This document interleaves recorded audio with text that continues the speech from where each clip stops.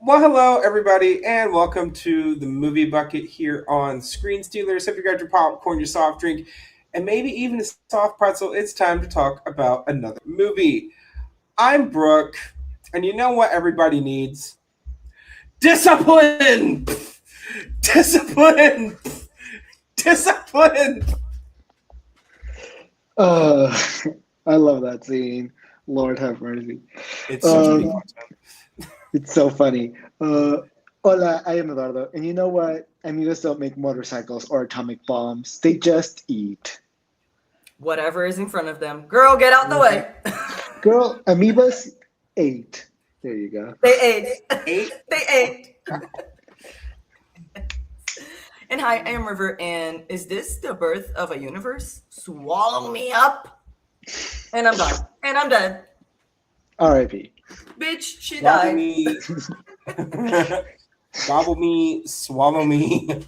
Swallow the side of you. Swallow me and swallow, yes. Please and thank you, universe.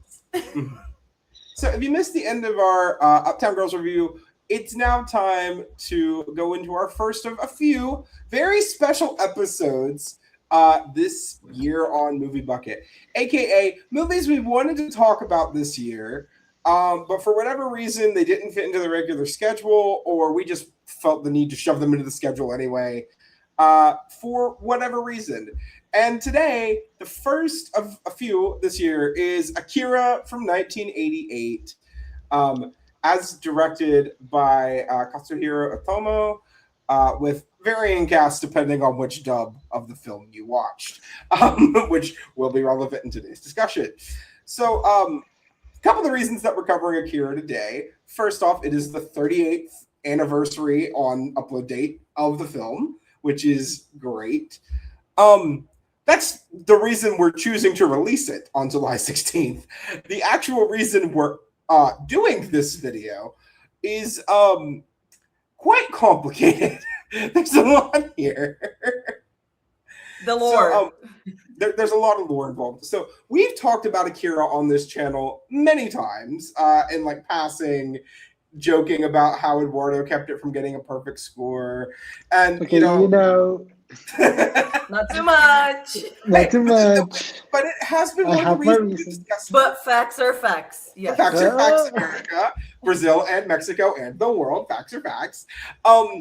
But the big reason that we wanted to cover this again is because when we first talked about Akira, you may be like, well, I've never seen the video. You're right, because that video is not on this channel. We had our first 10 videos that we filmed for Movie Bucket are not here. And out of the movies that we covered in that sample, we talked about it. There's a few that we want to get to again at some point, and we will be getting to another one of them this year. I'm not going to say which one, but there is another. Well, actually, two of them are getting done this year, besides Akira. Yeah, two of them. Absolutely two of them. Oh, yeah. You forgot about that one. Yeah. I did. But Lord. November's going to be so fun. But God, I wish I could forget about it too. And we're going to have to revisit, and we're doing it to ourselves. we're doing it to ourselves. We're giving you good content, you all. But the big reason we wanted to talk about this again is, one, because the first time Eduardo watched this, Eduardo was sick. I should let you all know the second time Eduardo watched this, Eduardo was sick. Yes, 2 for 2. Let's make it 3 for 3. Yay! Please let me know the next time you watch this movie if you are sick while watching it or not. I will let Please. you know. Don't worry. I need to No, know. Eduardo just waits until they get sick again. It's like, I'm sick, better watch Akira. Yeah. Oh, yeah, that's so accurate. But this is one of those movies that we all felt like we had a lot of things we wanted to say. And why not say them? So here we are, talking about a movie that was originally one of my selections. This is the 5th movie I believe we did on Movie Bucket. I believe it was the 5th one. There's no So- 6, yeah. Because we did The Craft, Ender's Game. No, Ender's Book of Life. Name, Book of Life. Life, Pink Flamingos, then Akira. Pink Flamingos. Pink Flamingos, Akira. Yep. Pink Flamingos. Then Akira. So this is one of the earliest ones we did, and I will say this is my favorite of those early episodes, other than Ender's Game, and that's just because that's still a gag. That gag still exists on the channel today. But I still hate Ender's Game. But we're just here to talk about it because there's a lot to talk about with Akira. Common consensus dictates this is one of the best animated films of all time. If you were to go critically, when it comes to cultural impact, this is one of the biggest reasons anime gained popularity outside of Japan. So it's really interesting to look at this again, and we all wanted to talk about it again. So since this is a rewatch, we should go ahead and let you know that the scores coming in from our last watch were 5 stars from me, 5 stars from River, and 4.5 stars from Eduardo. Yes. Let me explain. That was how let me explain. Let me explain. Valid. I was Valid. We will forever joke about it, but valid. It's valid. Yes. Yes. So for those of you who are watching and don't know why, the reason why I gave it original 4 or 5 is because I was incredibly sick and I had a horrible fever and I could not fully pay attention to the movie. So some of the plot points were missed while I was blowing my nose or almost passing out or almost throwing up. So I was going through it. So that's exactly why I got a 4.5. But now, even though I am still sick, I feel better than last time. So maybe I will give it a better score. Who knows? Maybe I'll give it a worse one just because it's funny. Also, you already watched it once and we talked about it. So you went in this time kind of knowing a little bit more. So I'm assuming it was maybe easier to follow because I will say, Akira is not a movie that is easy to follow. Sober, not healthy in any capacity. It is easy to follow in any way, especially if you are watching. If you don't speak Japanese and you are watching with the original audio and subtitles, because you have to look at everything and read it. That was my experience. But the first time I watched in the English dub, and I thought because now it's a rewatch, I'm like, okay, I kind of know a little. I know the plot. I know enough to kind of go along, and so I decided to go with the original audio, and it was really good. It was a very different experience, and it was really good. I will say I watched in the English dub again for a couple of reasons. One, it was the most accessible one that was there. It's hard. It was there and ready to go. I will say in the US, if you're trying to stream it, it's on Crunchyroll. But I couldn't get into my Crunchyroll account, so I had to rent it on iTunes, which was its own little task. I didn't mind though. This is a movie if I want to watch Akira, I don't mind paying $5 to rent it to watch it. I would pay $20 to watch this movie whenever I wanted. I might just buy it on iTunes and just have it on my phone. So if I'm ever on a long car ride, I can just watch Akira while I'm jaunting somewhere. I would love to be able to if any movie theater I know that's never gonna happen, especially here where I live or near where I live, but I would love to be able to watch this movie in theaters with the screen and the sound and everything, the whole experience. I would so love that. But I'm gonna try to find this in DVD and buy a projector and try to do I'm gonna try to set up a movie theater at home and maybe we shall see. So it's very funny that you mentioned that, River, because it was just announced that Akira is getting a re-release in IMAX in the US on September 4th. So as much as I hate this for you, I'm very excited for me. Do it for all of us. Just do it for us. Yes. Do a FaceTime call and just have us there watching with you. And it's in 4K and in IMAX. I can't imagine watching Akira in IMAX. I'm so excited. Okay, fuck you. Anyway, moving on. Please, can we? Yeah, that's so real. I'm just kidding. So, Eduardo, which dub did you watch this time? I watched the Japanese, both times originally and this one because I'm one of those snobs that always wants to watch the movie in its original language, just to give the proper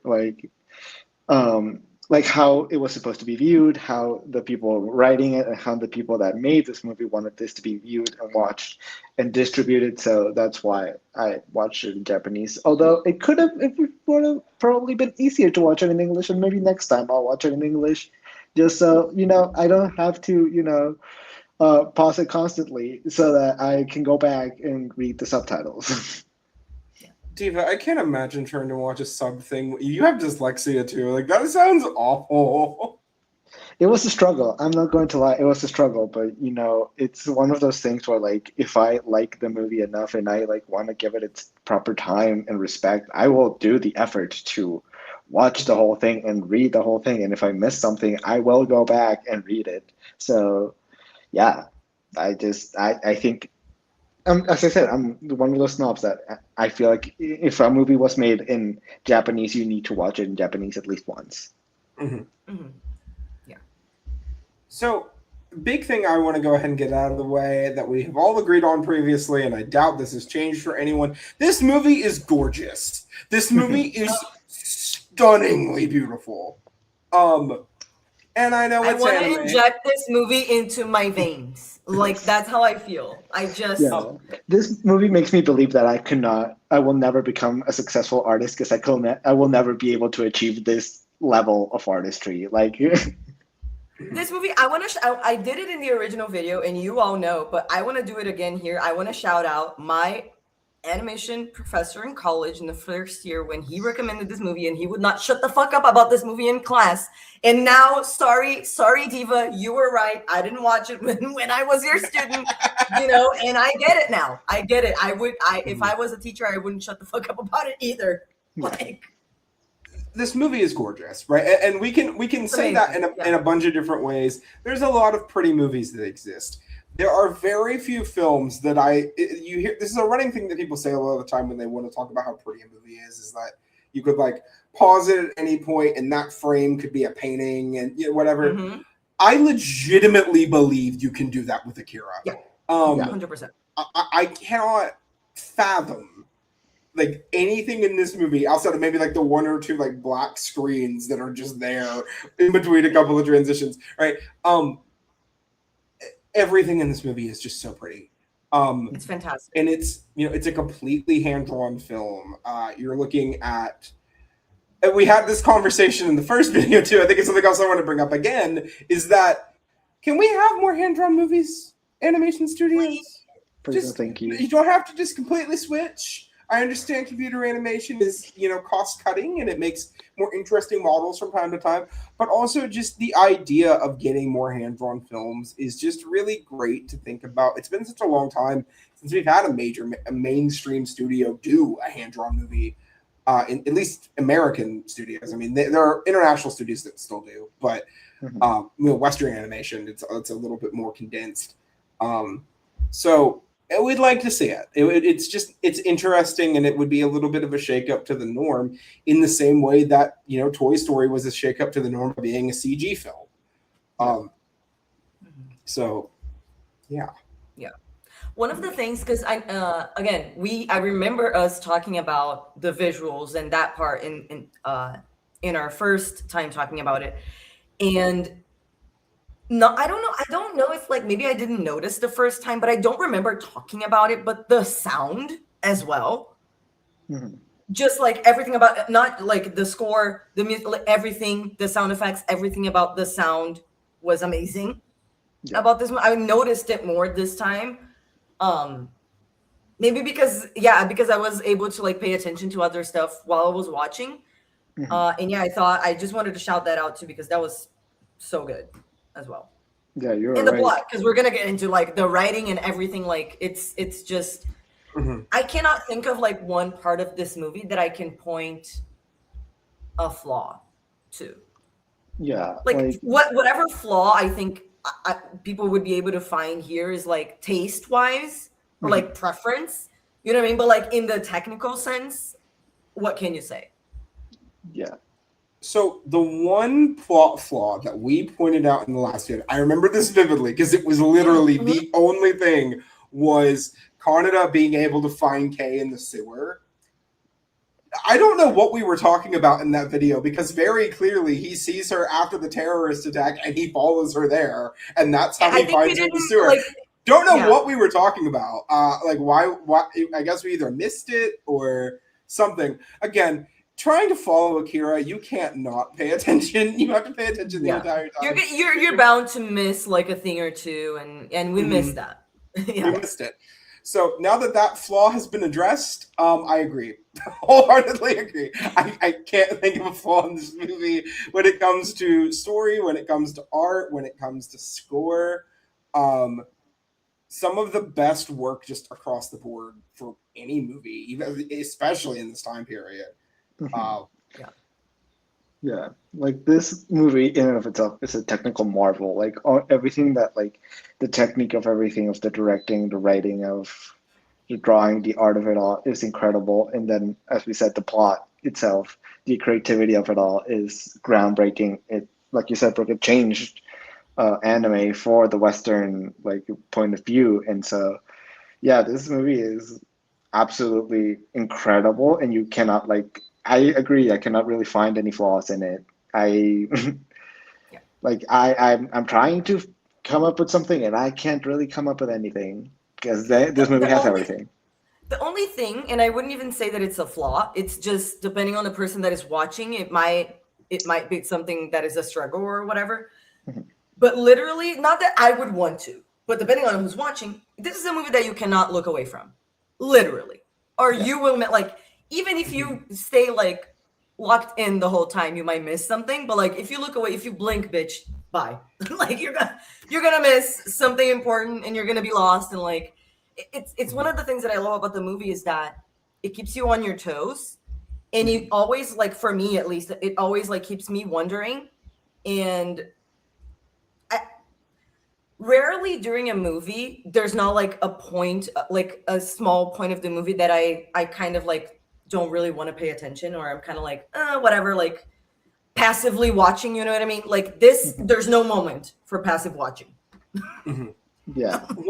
And in a way that's kind of exhausting, but like I don't care, right? But I love it. It's so fun. Like so good. I can't think of another movie that has done this to me, right? Like I guess the closest comparison I could say is maybe like Knives Out kind of does this to me a little bit too, in the way of like, it's nowhere near to the same degree, but it's the closest comparison I have of you need to be on your toes paying attention because you might miss the tiny little detail in the background that's going to blow the whole mystery open. Here, it's every single piece of dialogue that you were hearing from these characters is somehow important. Right? They tell the story. It frames the plot. Little background details also become important. There are so many tiny little like dots of detail that just become so important later in the movie. The numbers when they get to the like Akira thing, and there's like the number 28 under it, because then you can see that like he was one of the numbers, whatever. Like very like, because they never say. That you just see it like on the thing, and if you don't pay attention, you don't know until the end when they show them together, whatever. Well, because one of the scientists calls Kyoko number 25, right? Yeah. And it's pretty much the only time the kids are referred to by their numbers in the movie. Oh, and right? the other kid, the male kid, the one that was running away in the beginning, he's also referred to as number 26. Yeah. Before we get to know his name. Yeah. So you get but they don't do it a ton. They don't keep bringing it up. Yeah. So it's just one of those cute little details that by the time you realize, oh crap, that's why the four of them were, they were four kids that got raised at the same time in the same environment. And then that creates a really interesting parallel to Kaneda and Tetsuo, who are both, they were raised in a group home, which not the same circumstance by any means, but they probably felt to some degree similarly just impersonal to these people that they're living with. And we see that, we get that flashback late into the movie where Kaneda, is like, saves Tetsuo's toy from these awful kids Mhm. the first day he's at this group home. And you get this, and also, I'm just going to go ahead and I'm kind of jumping into plot here, but it is important. Mhm. The entirety of Tetsuo and Kaneda's relationship is so important that every single time one of them is on screen, they are developing it. Even if they're not together, it's just develop to the point where by the end of this movie, like regardless of all of the bullshit Tetsuo has done in this film, right? Regardless of any of that. And we still don't even really know how much of it is his fault, right? Yeah. How much of this is him doing it versus the people messed with his head, and how much of that is this. But by the time the end of the movie, you feel bad for him after all of this crap. Like, I feel bad for him, even though he did kind of just, murder hundreds of people. I mean, because here's the thing. Besides the like powers or whatever that he gets, and the things that we see that happen to him and what he does, we don't know exactly what they did to his head. Because we can see like it's slowly, I think, at least to me, right? That's my interpretation. To me, the more his powers develop, the more he loses his mind and goes psychotic. Because to me, my interpretation, this movie is about how power corrupts people in a way. Not only about that, right? But like this part of it is kind of about that. Because in the same way, like the scientist that was testing on it was it was the same thing. He was thirsty for power, for the power of knowledge and knowing how the universe and whatever and all of that. He wanted selfishly something for himself, right? And he wanted power of knowledge and whatever, and that's also what caused all of this, and Tetsuo and whatever. And also the colonel and the government people, like literally everyone involved here. Like this is about, and I think the setting of it all being like after World War III and like Neo Tokyo, like the whole dystopian thing is like it's kind of showing that power has already, like someone has already done that, power has already come and failed and destroyed everything, and like this is history repeating itself kind of. And that's kind of what we see at the end of the movie, where it kind of is repeating itself. It's the cycle or whatever. Yeah, it absolutely is.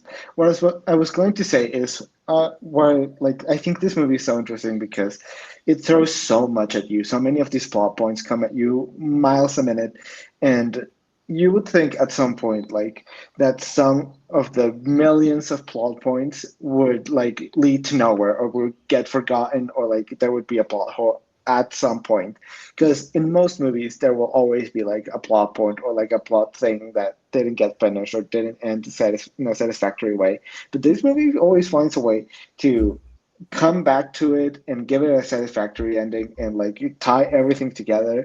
And with a movie with so much going on to it, you would think that it's not really possible to do that, but it really does it, and it does it really well. And so if you are paying attention and you catch everything that you need to catch, everything lines up pretty well. And so I want to give huge props to that, because Lord, some people can't even do like one single plot point correctly, and you did like a billion and you did them all right. So no, and that's what's so impressive about this movie is that there is not a single character in this film that's got an important part in the story that doesn't feel developed. Everyone has something going on in this movie, right? Whether it's the three kids, whether it's the capsules, the entire biker gang in general, even the ones that aren't Tetsuo and Kaneda, they have characterization. They're doing things. They're relevant to the story. Freaking Kaori is important in this movie by the end of it. Right, and she's barely in the movie, but she still has important characterization. And she, again, we mentioned this in the first episode. God, I feel bad for this girl because she did literally nothing wrong. She was the punching bag.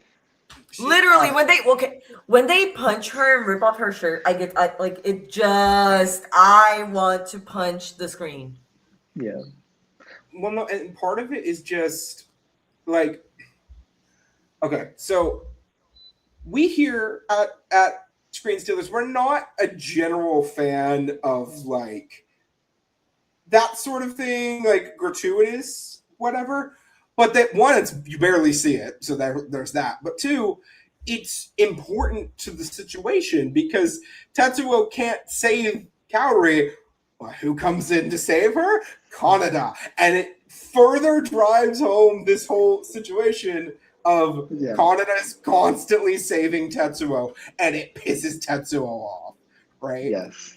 And can I also add quickly? Sorry, I just want to add quickly because to me, at least, it also shows that in times like these, dystopian times and whatever, like these types of men will always take their anger at the system out on women when they can. So there's also that's how I see at least the scene of them, because she has nothing to do with anything. So why, like the biker gang, the rival biker gang, like their problem is with the guys. They're just taking out on her because of the macho thing of like, I'm hitting your girl. They don't care about her. It's to hurt him and show that they have power over his property, quote unquote, whatever. You know what I mean? Like to show power, whatever. Anyway, go ahead. Sorry.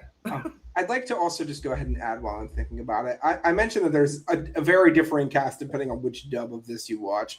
The dub that I watched, the English dub, the 2001 dubbing, has Michelle Ruff playing Kaori, and I like her a lot. She has been in a lot of really good things that I really care about.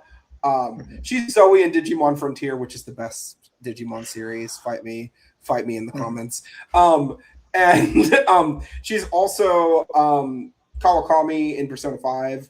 So she's done a lot of really good work. I'm quite a fan. She's also the voice of Jill Valentine. I don't feel like I should bury the lead on that one, but I just don't care that much. But regardless, she's Jill Valentine. How dare you? How dare you, bro? She's gonna get turned into a Jill sandwich. Okay, like I know the memes. That's about it. Come on, she's Jill Valentine. I was gonna call her Jill Sandwich. Jill Sandwich. Beside the point. The big thing I want to get out here though is even things that could seem like they're irrelevant to the story or just in there for whatever reason develop and add to this dense fucking plot.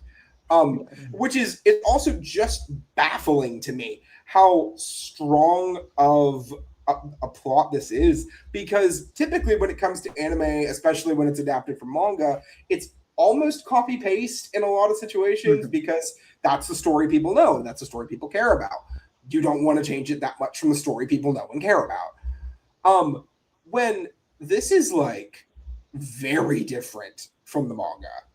The character designs are similar, the setting is pretty similar, but the plot completely different. This movie came out before the manga even finished, so there's more that comes after this in a different setting, but the plot's completely is wildly different. And when you think about how layered and dense of a plot this is, whoever the screenwriters, let me see if I can find the screenwriters on this. Right. Director Otomo and then Izo Hashimoto. The two of you wrote one of the most complicated screenplays I have ever seen, and it works so damn well. You both deserve mad props for this screenplay because it's fucking insane. I'm gonna make a bold claim on the internet. I cannot think of a better screenplay than the screenplay for Akira. I just can't. There are a lot of movies that have really good screenplays, but when it comes to the amount of layered character development within plot, within establishment, within the setting, with how unique everything still feels, there's nothing that is written like this. There's just not. I can't think of anything right now. I'm not gonna fight you, but because I would definitely say if I can think of something that is better, this will still be in like top 3. You know what I mean? Yeah. So it doesn't really absolutely. matter. Yeah. It's just sensational. Like it's absolutely amazing. So let's just get that out of the way. Oh yeah, because that's the thing. I understand why a lot of people are like I don't like they watch Akira and they're like, I don't know what I just watched. I don't understand. What did I just watch? You know what I mean? Like I get it. I get it. Because if you're not used to watching, like depending on what you're used to watching, it is hard because it's not like I don't think of because you said like the best, right? I can't think of any like screenplay or plot that is more complicated than this, but not in a negative complicated, but in a good way that, like I said, keeps you on your toes. And like you said, or like I think Eduardo mentioned, like that they close everything up perfectly, and like nothing is left untied or anything. Like nothing is left open. But yeah, it's just complicated in the best way. And if you're not used to watching movies that go like this, you know what I mean? That go everywhere and then come back and then do the triple pirouette and then you know what I mean? It's gonna be hard. And then you want to enjoy the visuals, like those two things together. I understand. Like there was one Letterboxd review that the person just said that they watched the movie on mute and they were like, "Have you ever just looked at Akira? Like not even pay attention, just look at it." Just look at it. And it's just I'm so glad this is a movie that I'm gonna be rewatching like maybe yearly, I think. Yeah. And every time I'm gonna notice something different that I haven't before. Yeah, absolutely. This is one of those movies. Absolutely. Yeah. Because I was like taking a few notes of like when I about the plot point, like sometimes I would take notes just to be like, okay, so this happened, so that I can remember when something else happened. Like I was taking notes of like the main plot points. So I'm like, I'm not gonna get lost this time. I refuse. So I want to talk about something that I think, in the movie it's hinted at several times, but I think on a rewatch you notice it more, is what actually happened to Akira. Where is he? What happened to him? Right? We know he's cryogenically frozen underneath the Olympic Stadium. Also, the fact that they called Tokyo getting the Olympics in 2020 is kind of wild. We looked it up before the episode to see if they already knew, and they did not. So, props. Yeah, we don't know what imitated what and who manifested what, but crazy coincidence. Yeah, shout out to you, Japan, for we just talk about, you were talking about where it was kept, because like they go to like the underground facility where it's like really cold and whatever. I was looking at the temperatures because they put it in kelvins. It's like minus 100, 200, 400 degrees. That's crazy. Yeah, so that's crazy. So you may notice they say it's like 0. whatever Kelvin. 0.0005 or something, which is like minus 200 something Celsius and like minus 400 something Fahrenheit, I think. So to wildly nitpick here, no matter how many coats these men are wearing, they would have died. I'm just going to put that out there. And also the face was exposed, and I'm like, okay. Come on. So in case you don't know, for those of you who aren't sciencey people, 0 in Kelvin, aka absolute zero, is the temperature in which molecular activity cannot happen. Molecules cannot move at 0 degrees Kelvin. It is too cold, right? Which is, how close they are. Like, that's the closest they could probably get Akira's molecules to be on Earth. Was almost absolute zero. Because absolute zero is something I still don't know if we've fully achieved it on Earth. I don't quote me on that, but I'm not sure if we have. If we have, it's too sciencey for me. It's too sciencey for me.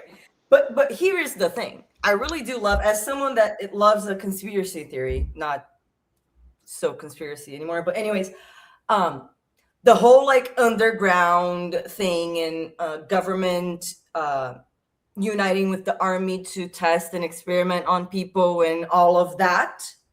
Yeah. I love that. Because like it's science fiction. I'm like, fiction where? Bitch, fiction where? But anyway, I digress. I love that shit. I love it. I love it. It's very clear. We see when they have like the meeting where it's army officials, politicians, businessmen and all of that. And like that meeting, that one meeting, you know, where they have where they're gonna like, they're gonna like judge if the colonel is gonna keep his position, whatever, like and you see that everyone starts like accusing the other and no one trusts anyone, and they all know that like the other person is just like trying to get his and thirst for power and all of that, and it's just and they're gonna let things happen and everything collapses because they can't find the solution. And you see that there is not one woman in that room, and I don't think that's a coincidence. I'll always bring it back to that. I'll always bring it back to that. Trust and believe. As you should. I mean, you are right. Yeah.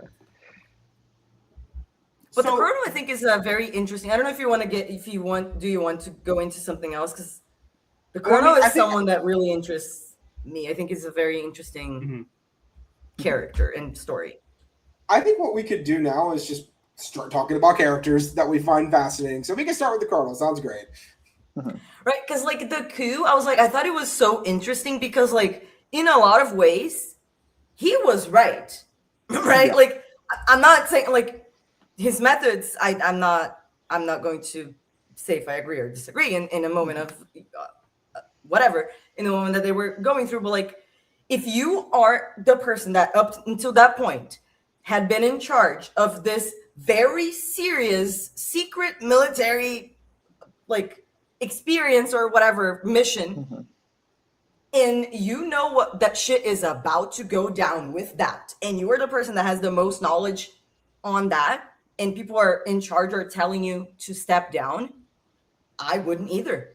I wouldn't either. Like, it's crazy. And then, and I love when he did that, because he had like his troops behind him, and then the people that came with the government, right? They came in like a helicopter or whatever, and they had other guys with guns. After he tells his troops to kill the two guys that were delivering the message, the troops are like about to fight each other, and he kind of stops them and is like, no infighting, like no fight, no left to right or like side to side fighting. We're fighting up. Like there's a bigger picture here. We're not gonna fight each other. Let's fight together. And I think, like, I don't know, that scene, I think it's a pivotal point of the movie. And I think, I don't know, I kind of wanted your opinion, what you think about that decision and his character. Because I don't also, just the fact that he was being part of that and he was like helping do those experiments, like he was part of that, right? It's fucked up to begin with. The fact that they were doing those experiments and all of that is so fucked up. So he's not innocent. That's not what I'm saying. But I think in that moment, I think he made the right decision. Yeah, I definitely agree with you. Like, it is weird because for most of the movie, you're like, oh, this fucking guy, what a piece of shit. Guy, literally. Yeah, this fucking guy, what a piece of shit. And then like you start realizing that like, well, he's not wrong, and you keep saying, well, he's not wrong, until you're like, well, he's right. He's right. Like you cannot like deny that he technically is right. And yeah, like, are his methods good? I'll personally say no. I don't think they are the best methods to go about the situation. But in a situation in which he finds himself in, like, I cannot blame him for choosing to do the things that he does in the way that he does them, because he is right and they're trying to stop him from doing what is technically right, just because people just want to have their own power and want to have like their own like control the thing that they want to control in the way that they want to control it. And so it just, people are stupid, politicians are stupid. Like, he in the beginning, like before everything kind of happens and before the meeting and all of that, he meets with this one I think it's a politician, but like just the two of them, and this guy tells the colonel but they talk about there being a mole in the executive council. And then we find out that it's like the guy in the purple suit that looks like a little runs away at the end with the papers and like takes the pill and kills himself. And remember that when he's talking to Ryu, because he's the guy that I think Ryu and Kei are working for or helping or whatever. And when there's a conversation that Ryu is having with him, and they're like walking around the city, and this guy says that he has a plan of using Akira to destroy the city basically and kind of like rebuild his own way, whatever. Like, you know, the like destroy to rebuild and whatever. Like he has so he did, like, the colonel was right because someone was trying to use Akira for something else, like for another mean. And and we see that towards the end when the guy kills himself with fucking pills in the street, like crazy, fucking crazy. Yeah. So like, yeah, what do you think, Brooke? I'll just be 100. When it comes to Colonel himself, right? There is a bit of that whole greater good situation. Kind of reminds me of Colonel Graf from Ender's Game a little bit. I'm just gonna go ahead and get that out there. But no, I said what I said, and I stand by it. I stand by that.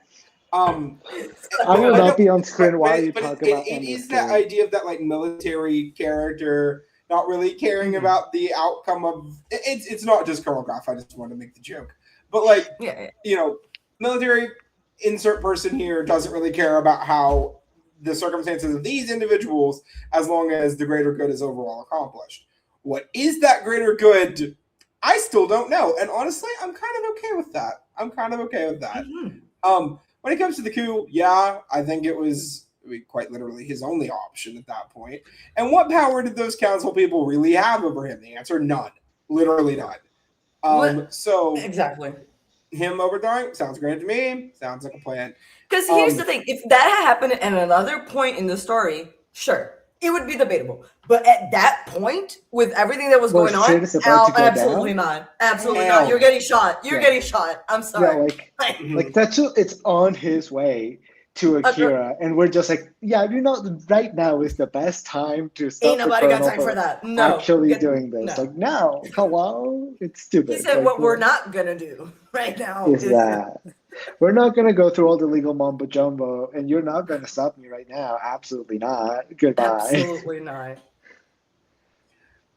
Yeah, Colonel, I think he's really well written. I think he's really interesting. I, however, would like to bring to the table the discussion of Tetsuo, because when it comes to antagonists in film, he's got a lot going on. He has a lot of mess happening to him, about him, around him throughout this film. You know, we see at the beginning of the movie, he's just kind of in this biker gang. He seems like he's, you know, happy, feels fulfilled with his friends, and everything's going great. And then suddenly Takashi's just on the interstate, and suddenly he's getting kidnapped and experimented on. What did they really do to him? We still don't know. And quite frankly, don't really need to know. All I know is, according to him, and I quote, they messed with my head. That's enough for me. And we see it progressively, like when he escapes the hospital, the lab or whatever, like he meets with Kaori, his girlfriend. Kaori. Is that her name? Kaori, yes. Yeah. He's still like kind of normal. Like he's still talking to her, like he's still him, right? And then slowly we see like when he starts getting like visions or whatever, or like hallucination or something. Psychosis seems like kind of, you know, whatever. Yeah. That's when we see him progressively getting like more evil, and then his powers also like, because then at the first time I didn't catch that, but this time by the end I realized like the reason why his like all the things happen in the end is because while he was still in the lab and they were giving him medication and like he was being watched, right, by the people that were experimenting on him, his powers were still controllable, and he was still like kind of fine, right? Like he was kind of controllable and like kind of okay. But then when he was able to really escape and then he was not being controlled anymore, then it took over him completely. And I think is it Kyoko that says in the end, like, we all have the power of Akira, and it like, or we all have the power of God, whatever. It's all about how we choose to use it, or something like that. Yeah. And I think it's very because also, of course, everything that was done to his head, but because he also came from a very traumatic life in a lot of ways, and we can see that had a lot of like repressed anger and trauma and whatever. Maybe that was also a factor of like when you feel oppressed your whole life and you get power, you want to become the oppressor kind of thing. So I think that is also part of it, and like coupled with everything else, right? Saying that maybe if it was someone else, it wouldn't have taken over as fast or as much, or like, do you know what I mean? And like, because it was him specifically, it had those repercussions, and maybe it took over him faster or stronger or something. And also because he had, I think they mentioned that when he had contact with, I forgot his name, but number 26, the little kid, that's also where he got like, when he got contaminated or something with like powers or whatever. Well, because realistically, right, how did he not just run over this child, right? The speed he was going, the bike didn't wreck, right? It's not like he wrecked into the kid. Takashi probably did something to make sure he didn't get hit in that moment. We see him like put his hand out, right? And you know, whatever that did, it probably didn't help the situation for Tetsuo. I can tell you that much. He probably used like some kind of power to stop from being hit, and then kind of that power kind of touched Tetsuo in a way, I guess. Yeah. Yeah, that was my guess throughout the whole movie, that's how it all started, right? Yeah. How he got contaminated. And that's why like they are kept away as well, because like whenever they come to get him, like when they come with the helicopters, like in the beginning after the accident and everything, they say like, oh, we can't survive outside, like you need to go back. Yeah. So for some reason else, why they're kept like in the temperatures and whatever, like there are reasons why they need to be kept away as well. And like I think contaminating, quote unquote, other people is part of that, apparently. Yeah. When it comes to Tetsuo, you have brought this up, River. I think it's very interesting to watch a character slowly lose its mind as they get more and more powerful. And the more you mention it, and the more that you bring up how like everyone in this movie is power hungry, makes a lot more sense as well. How like when you get so much power, you don't know what to do with it, and you start to like, you know, hurt people. Go a little loony, yes. Go a little loony, yes. But I also, what I appreciate about Tetsuo is what you said, Brooke, right? You feel bad for him throughout this whole movie because you see him struggle a lot. You see him in pain constantly. You see him like helpless. You know, is the word, you see him I think, for vulnerable and helpless, and you see that he like is going through it. You can tell that this is not normally who he is. This is not like the normal Tetsuo. Tetsuo is outside of this is probably just like a normal like 15-year-old kid that like likes girls and likes to hang out with his friends and likes to get on his bike. But because of this, he's like in constant pain and he's struggling. And you, as you said, Brooke, you feel bad for the guy because no one should be going through that sort of experimentation. But at the same time, you do want him to get defeated because if he doesn't, the new part of Japan is going to get absolutely wrecked. So it's like if someone you love gets bitten by a zombie. Like you have to choose whether this clearly used to be a genuinely nice and kind person, but something happened that they no longer are.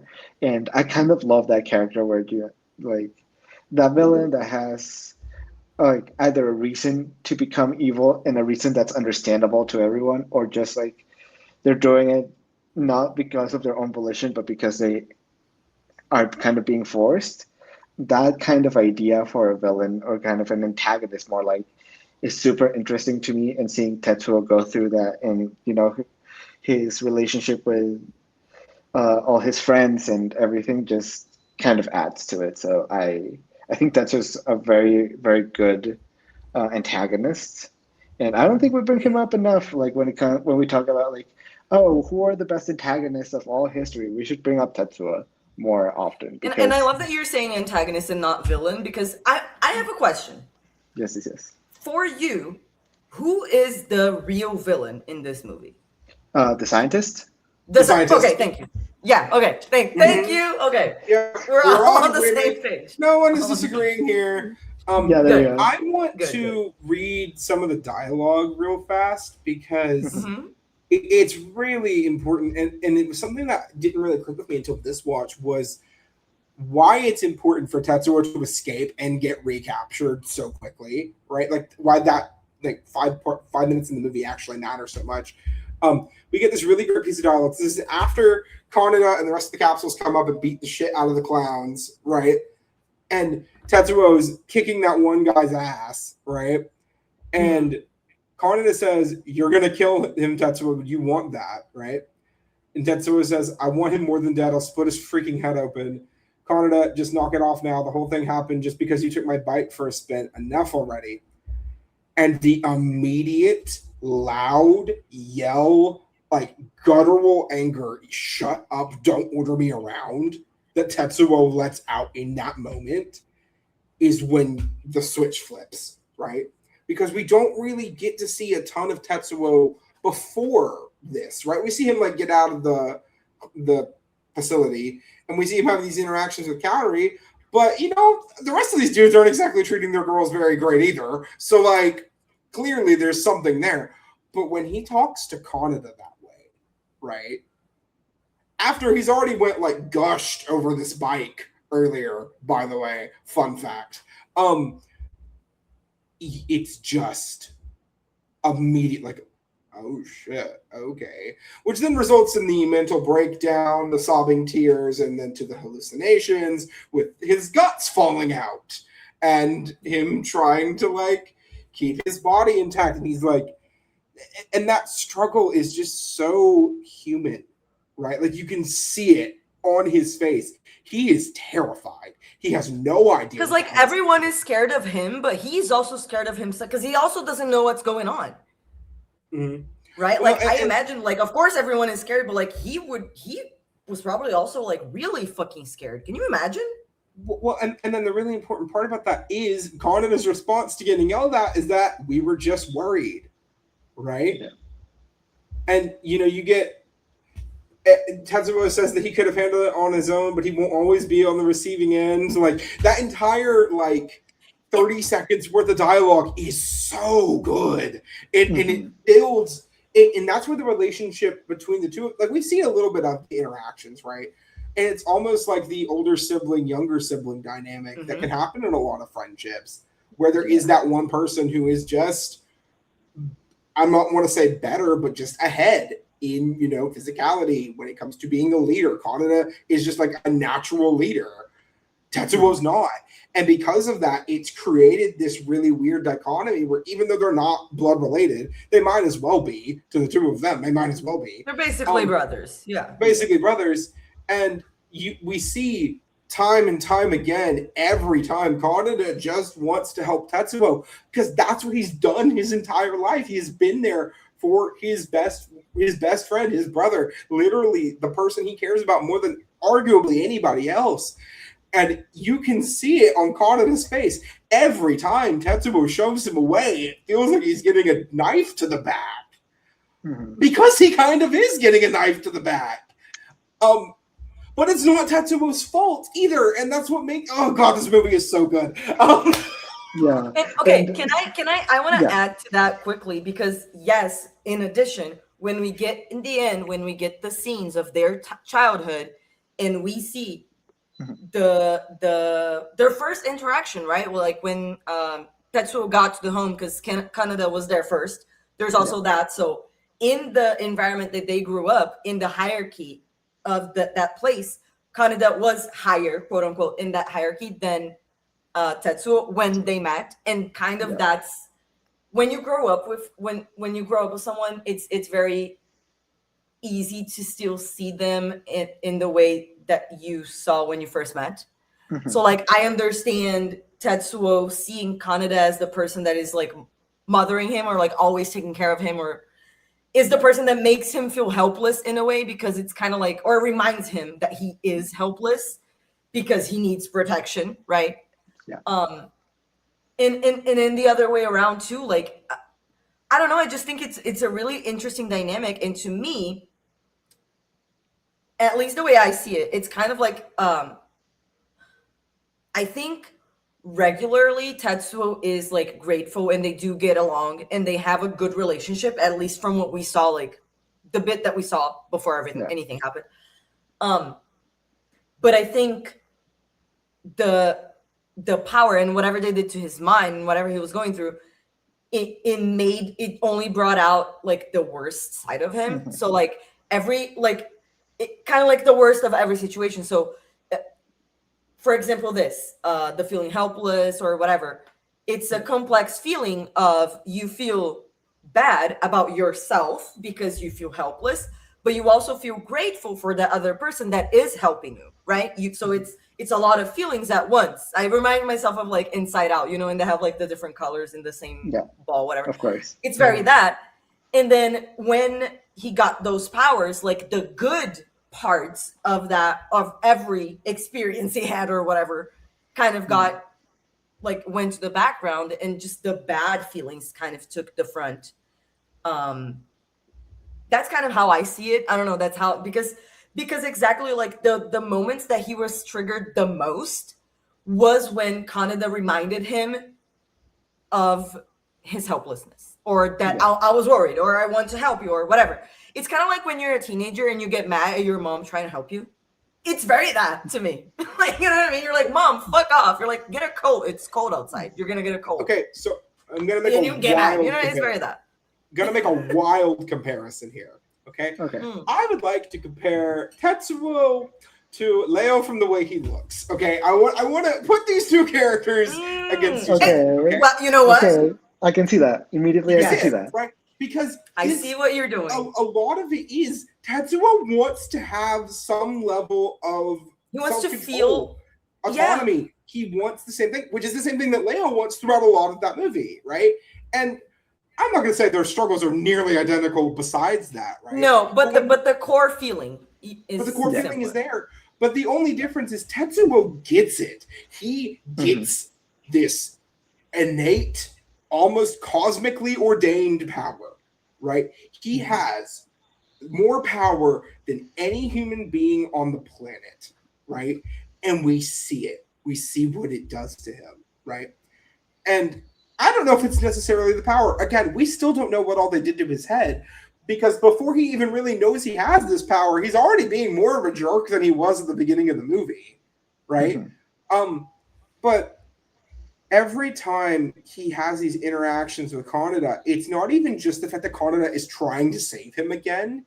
It's that he's remembering, oh crap, I am still, like, he says, I am Tetsuo very, like, a few times in the movie.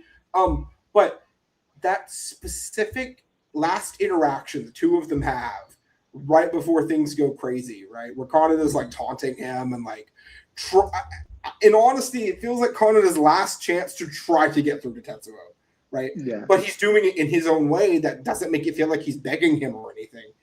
And Tetsuo responds with die, right? That's when the whole relationship just feels so full circle. This movie cannot work without one, Kaneda and Tetsuo both being so independently interesting, right? Both of these characters need to be like very well written, very well defined, so that way when this whole relationship that we don't even really get to see a ton of before it goes wrong, we automatically want it to be fixed. We want it to be better. And as it keeps getting worse and worse, because at first it just seems like Tetsuo is struggling, and then he goes on his murderous rampage in the clinic. And then he gets out of the clinic. And then he tries to kill Kaneda. And then he rampages through Neo Tokyo to try to get to Akira. And every single decision he's making, it's the wrong choice, clearly, right? But he also says, towards the end of the film, right? He says, you want me to get in there in that kindergarten room and live stupidly ever after. Be quiet, do what you're told, take your medicine every day, and wake up all day like those kids. Right? we see how Takashi Kyoko and Masaru, we see how they are living. They are not happy. They don't, like, this is a miserable existence. Their skin is this dark, chalky gray from this medication they are having to take. We know the fourth one of them, Akira, already went supernova and died. Okay, so what's going to happen to the three of them? We don't know, because right now they're taking their pills. But we can see when Takashi gets abducted by the resistance and they're trying to get him out of that situation, right? He's terrified. He doesn't know what's going to happen to him. None of these kids know what's going to happen to them. And then we also have to go to the other aspect of this, is how long have they been in this situation? Right? Because they look like itty bitty years, kids. because they talk about Akira causing the, like, World War III, whatever, and it was 31, like, in the beginning I think it says like 30, I think it's 31 years or something. So I think they have been in these bodies for over 30 years. How miserable. Right? This entire film is built on every situation that Tetsuo could go in at this point sucks, right? Because it's damned if you do, damned if you don't. It's very like lose situation. A lot of these movies, like, I'm going to bring up another movie where we're talking about, like, Uncut Gems, right? Where he has multiple opportunities. Adam Sandler's character in that movie has multiple opportunities to fix the situation and go back to the way things were. But he is such a greedy bastard that he can't help himself, and he keeps going down deeper in the hole, right? Tetsuo can't do that. He can't go back to before this situation, and he didn't even put himself in the situation to begin with. So his options are be miserable in captivity or be the most powerful human being in the universe. Or die, literally. Or die. Those are your three choices, sir. Well, might as well die with some power. You know? And I feel he's one of the best written characters in cinema. I'm sorry. So I know we keep on saying things like this about this movie. If you have not watched Akira, go watch Akira.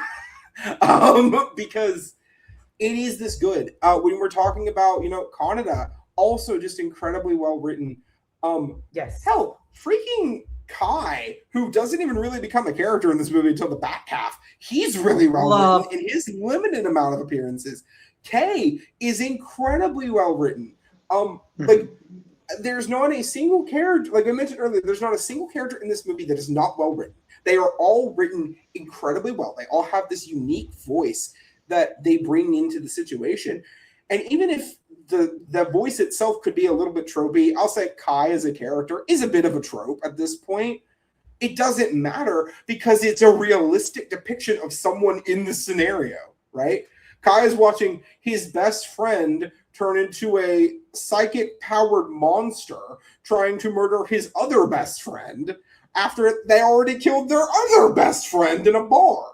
Right? After he's been missing for weeks, and who knows where Kaneda's at, right? I don't want to rant. I feel like I'm beginning to rant, and I need absolutely. I'm like, and so Kai feels realistic even if he's on the tropier side. And for the characters who are, and that's honestly probably the tropiest character we get in this movie, the characters who are completely anti-trope. There is not a character in cinema that feels like Tetsuo to me. There is not a character in cinema that feels like Kaneda to me. Or the three kids. No one feels like them because there really isn't anybody like them. And if there is anybody like them, it's because people tried to imitate Akira. That's just where we're at. This is the blueprint, period. This is the blueprint. Yeah, it all leads back to Akira. Everything you watch leads back to Akira. This is the birth of the universe. I was going to say that. Period. This is like Kevin Bacon. You know how they say that Kevin Bacon is like 2 degrees like separated from everything? Akira is 2 degrees separated from every piece of media that you've ever watched. Well, no, because think about all the sci-fi movies that have tried to do something like this, right? Yeah. That have tried to do this, like, not even just sci-fi movies, just movies in general. It's the downtrodden character gets power and suddenly they turn into a douche, right? or like absolute power corrupts absolutely, or whatever you want to throw out there, right? And it's always interesting to me, and I will say it's one of those tropes that I find interesting and fascinating because I like different portrayals of that and how it can differ from movie to movie. There is not a movie that has ever done this trope better than Akira that I've seen. I know I said this a minute ago, we keep saying there's not a movie that does this better than Akira. That should tell you a lot. That we have said that. If anyone watching thinks there is, please let me know in the comments because I want to watch that movie. Like I'm not gonna say that you're wrong. I want to watch that movie. Please let me know. And that's what's so cool about it is no matter how good this movie is, right? And it is really great, right? If somebody had something that they thought was better, I would watch it because this movie is so incredible that I want to see what's better than. Is there something better than Akira? I want to see it. Let me watch, please. Yeah, absolutely. Please recommend it to me. Give it to me. Yes. One thing I wanted to talk about, if you don't mind, like if it spoiling the ending. I know we have not spoiler free, but like I want to talk about the ending. Two things. When he becomes the blob, right? And the blob is just going crazy. And he's absorbing everyone around, and he's about to kill Corey, and Kaneda screams at him, and he's like, my body's not doing what I tell it to. Like the power is acting on its own, whatever. And still, like in that last, like he knows that the highest possibility is he is going to die, but Kaneda still tries to save him in that last minute and puts his life on the line. And then because Kaneda decided to jump in and try to save Tetsuo, still the three kids were like, okay, if we all go in together, because I think one of the kids was trying to go in, was like, I'm going in, I'm gonna like help Kaneda, right? And then the other kids were like, oh, if you go alone, you're gonna die. But if we all the three of us go in together, there's a possibility that we can save him. And so I think it's very like it's perfect that in the end, like the three kids that, like you mentioned, were living like a miserable existence, were able to get out of that miserable life, by doing something good, like by helping someone else, and like by doing something that like them losing their lives had meaning in a way. Yeah. And what I also like about the ending specifically is that like that's the very last moment that we get Tetsuo's humanity to be shown. That's the very last moment that we see Tetsuo be human, even though he doesn't look like it anymore. He has genuine concern for his friends that are trapped inside of his body, and he is so scared, and he's literally screaming for Kaneda to help him because he generally cannot do anything else. That's the way that his life has been lived for every single year. That's just how he's lived his life, and that's all he knows is like Kaneda could help him. And in this very last moment of humanity, instead of asking anyone else for help, he asks Kaneda to help him, and he screams in agony, and it hurts. It hurts to see. I think it's like he's about to die, and the power is about to leave him, and so his humanity came back for like that last second because he was asking for help for the person that throughout the whole movie he was mad at offering help to him. So I think that the humanity came back in that, like see your life, because then we saw like his memories and all of that as well. Yeah, but it definitely is devastating, specifically for Tetsuo to, he's gone on this whole rampage. He's gone mad with power. He's so angry. And then in his last moments of life, he's so scared, and he goes back to what he's known all his life, and he just he screams for Kaneda to help him one last time, and Kaneda cannot do it. It's heartbreaking. Because again, like we mentioned, Tetsuo does a lot of really awful shit in this movie. There's no getting around that. Right? But at the end of the day, how much of it is him, we still don't know, and I don't think we ever will. But does it matter if he just wants help? Like, God, it's so powerful. It really is. It's so damn good. I want to touch on something else before I get into a tearful tangent about that. So there is one thing we haven't mentioned yet that I really want to focus on here, which is the score for this movie. Now, most of the score, I will say, when it comes to the things that stand out about Akira, I will argue that the score is probably not the biggest standout here. It's good, don't get me wrong, but it's not like the best score you've ever heard in your life. However, there is one aspect to this score that is legitimately earth-shattering to me, which is the evil Tetsuo. When he's first in the hospital, after he's like shattered all these lights down this long ass hallway, and it just goes dun dun, and it's not the Jaws sound effect. I can't really do it because it's kind of like choral in the way it is. It's like a heavier choral note, but that sound, and it becomes a little bit of a leitmotif whenever something really awful happens and Tetsuo was just there, right? Is haunting. It is one of the most terrifying things I have ever heard in a movie in my life. You can find it online. Watch the movie. But if you decide you don't have time to watch the movie and you just want to hear this one piece of score, look it up. It's fucking insane. Like, it's mental. Kind of like Tetsuo, I suppose. So yeah, there you go. Yeah. There was one thing I was looking at my notes to see if there was something I was wanted to bring up that I didn't. There is one thing. And let me be clear. It doesn't take away from the movie for me. I think it's done in a way that is very interesting because it's realistic is what I'm saying. But the fact that throughout the whole movie, with everything that is going on, Kaneda is constantly hitting on Kei. I'm just like, really, let's get some perspective. You're down in the sewers and you're still hitting on her when she said no like many times. And also because the way that he approaches it, like it's the way that they meet, right? Like he sees her and then he thinks he's interested in her, whatever, in the prison.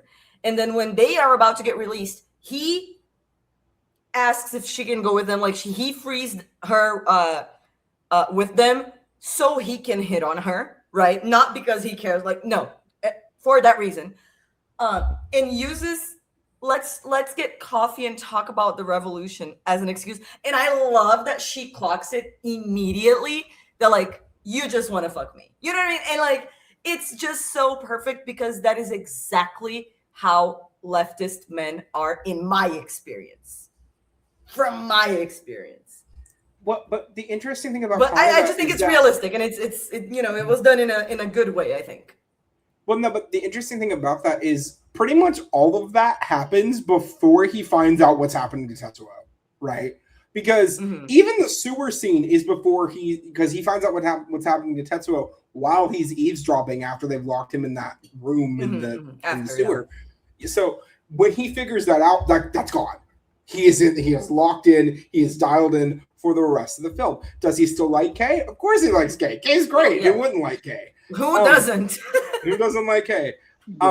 But it's just, I don't mind personally, like at all. I don't mind it. I'm not. Yeah. I just thought it was like it's something I noticed, and I thought it was something like interested to comment on because before everything with Tetsuo happened, they were already living in a dystopic society to begin with. It just got more dystopic, you know what I mean? Like, but it was already like very bad. Yeah. And it's just like back to it's another example that goes back to my point of how how women are treated when societies collapse. Like just that. And that's why I say it doesn't like I actually like that it was I don't feel like if it wasn't there, I would miss it. but it does, like, I think the way they do it adds to the movie, and it's very realistic. So like, I'm not mad. It's just at the, like, whenever he does it, like the first time I'm like, okay, sure. But then when they're in the sewers and he's still hitting her, I'm like, girl, you think that you think that a woman that is smelling shit wants to fuck right now? Please. He's hitting on her right after she killed someone. Literally, and she is clearly traumatized because she did it. She's clearly going through it, and he's just like, well, it's fine. Don't worry about it. You know, you killed someone. Just get over it. You're still a good person. And it's right? crazy. And also, like, in the beginning, like, how they met, because I like we got into the Canada and everything, like, whatever. Yeah. But it's the fact that he freed her from jail, expecting that she was going to say yes. Because when she says no, he immediately calls her a bitch. Yeah. Immediately. It's so classic. At least tell me your name, you bitch. You bitch. I'm like, okay. Classic. Yeah. So, like, they did it in a funny way, and it wasn't too much. It was just enough. I just thought it was something worth mentioning. Can we talk about the one dude in that detention center that tries to blow the whole thing up with a grenade real quick, by the way? So funny. I love it. So good. No, because and then it blows up later, right? Like, after they're all outside, like, then it blows up. There you go. No, it's lovely. So funny. Okay, so I'm going to go ahead and call it here and say this.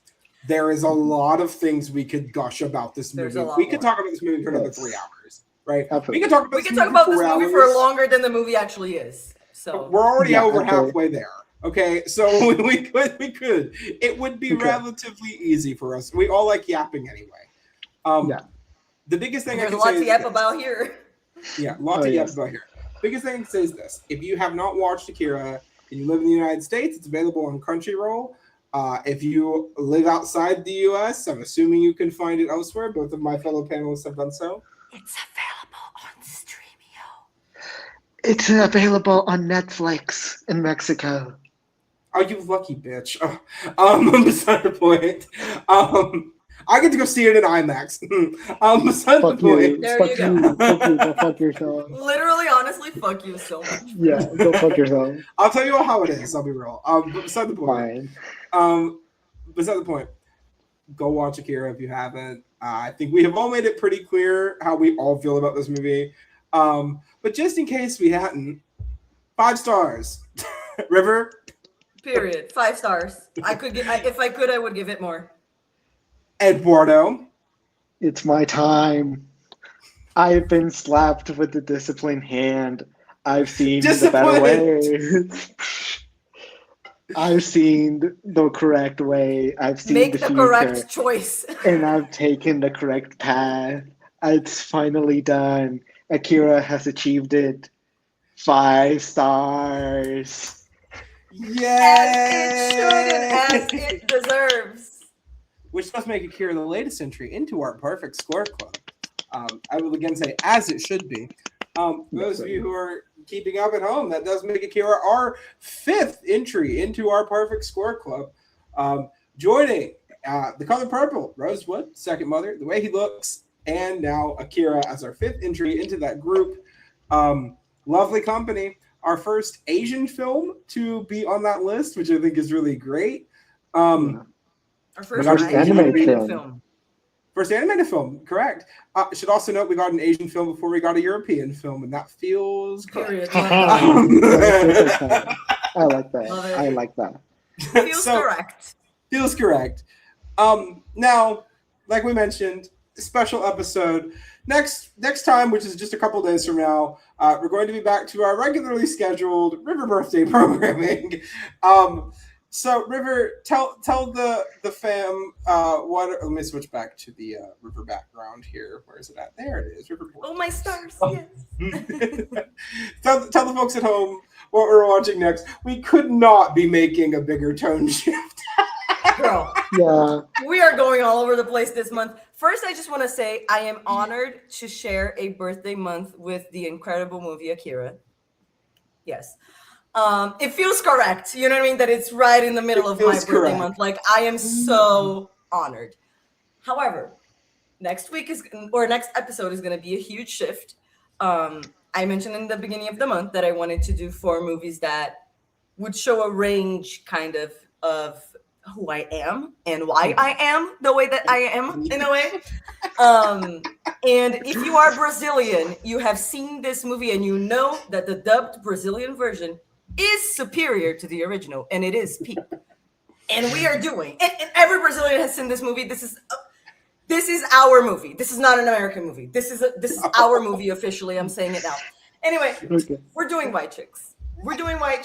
I am so fucking excited. Hold my poodle. The fact that we are going the perfect score club. It really might. Yes. The fact that we are going from Akira to White Chicks might be. Is this the biggest jump in tone we've ever made on this podcast? It might be. I think maybe, yes. Well, we went from Saw to Meet the Robinsons, so who knows? Best in Show to Soylent Green, also rather big tone shift kind of character. Yeah. True. But you know what? We're going from masterpiece to masterpiece. I'm not mad. Adam's Family to Color Purple might still have this transition be. That is right. Yeah. Or maybe Milk to Matilda. That's also a pretty big. That's also very. Yeah. We like going all over the place. We have here, range. So Let's just say that. We show our range. The range. So next time, back to your regularly scheduled River Birthday programming as we talk about White Chicks, which I will say right now, it may be a Brazilian movie, but it's also beloved in my household. So there you go. Yeah, come on. It's beloved everywhere. Come on. We all love it. We all love it. No one. We all love it. But if you know, it's a thing. But yes. Yeah. I cannot wait to talk about it. We'll get into it when we get into it. Exactly. But until then, everybody, thank you so much for joining us to listen to us yap about how much we love Akira. Let us know in the comments. Have you watched this masterpiece before? Do you like it? Because, I mean, not everybody feels the same about every movie. The three of us might love this. You might think it's trite and stupid. Now, let us know below. We'll disagree, but let us know below. And of course, thank you so much for watching us in this entire episode. But we have unfortunately ran out of popcorn. Drank our entire soft drink, and no one ever gets more than one soft pretzel. So we will see you next time to talk about White Chicks. But until then, we're heading out of here. Bye. Bye. Discipline.